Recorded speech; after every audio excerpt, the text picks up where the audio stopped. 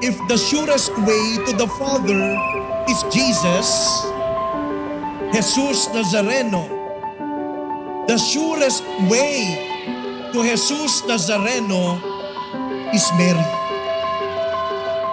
Kaya hindi po hiwalay ang ating debosyon kay Maria, kay Imang, sa ating ding pamimintuo at pagmamahal kay Jesus.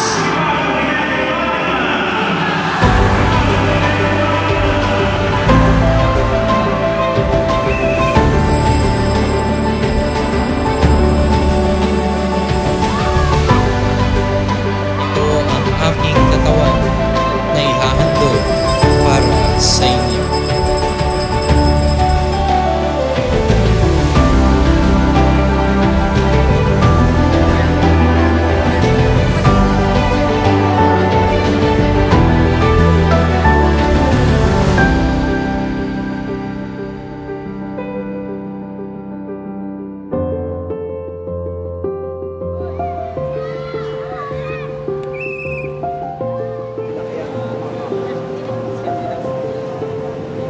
Bago magsimula ang misa, binanggit po sa atin ng commentator na nasa harapan daw natin ngayon ang mahalagang imake ng Our Lady of Fatima de Binakayan.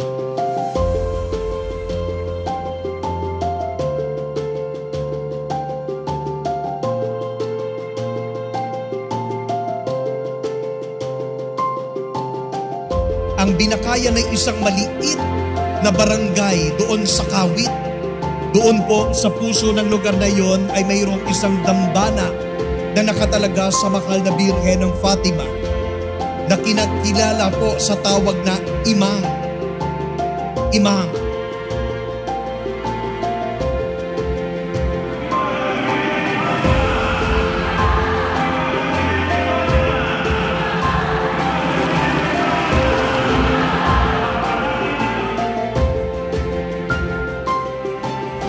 Ang Imang na salita is not only an abbreviation na siguro yung pinaiksing pangalang Fatima tapos ang dulo Imang. Di ba ganyan naman tayo magpangalan?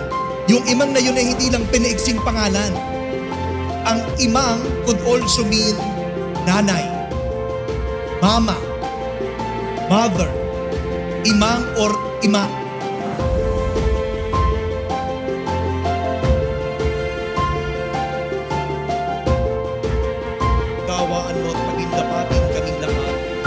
Sana sa iyong buhay na walang wakas ay isa ng mahal na Birheng Maria, Ina ng Diyos, ni San Jose na kabiyak ng kanyang puso. At ngayon, ang ating imang na unang naging imang ni Jesus ay naririto sa dambana ng kanyang anak na Jesus Nazareno.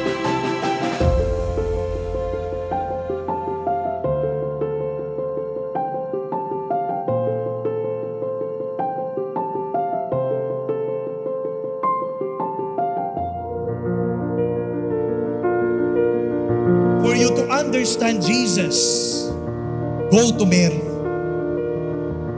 Bakit si Jesus tinatawag na mabuting pastol? Siguro, tinuruan siyang maging mabuti ng kanyang ina. Sino bang magtuturo sa kanya? Di natural ang kanyang ina.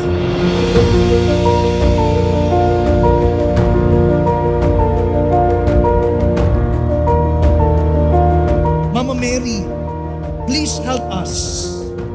Ituro mo sa amin ang daan patungo kay Jesus. Si Jesus na ating kaligtasan. At sa paglapit natin kay Maria, hindi rin niya tayo hihindian kahit sa ano bang ating mga kahilingan.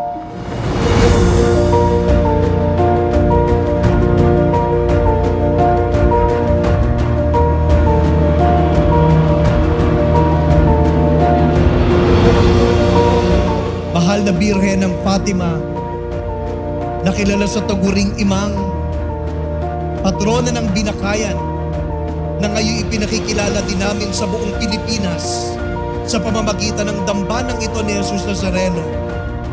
Akayin mo po kami sa iyong anak na si Jesus. Ang lahat ng aming pagsisikap nawa ay magbunga, hindi man dito sa lupa, kung hindi sa panahon na tayo ay magkatipon-tipon sa langit na ating tunay na tahanan.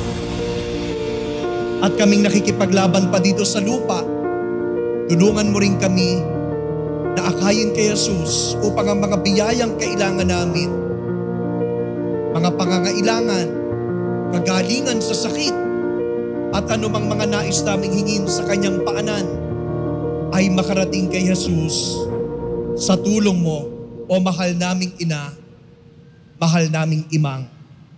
Amen.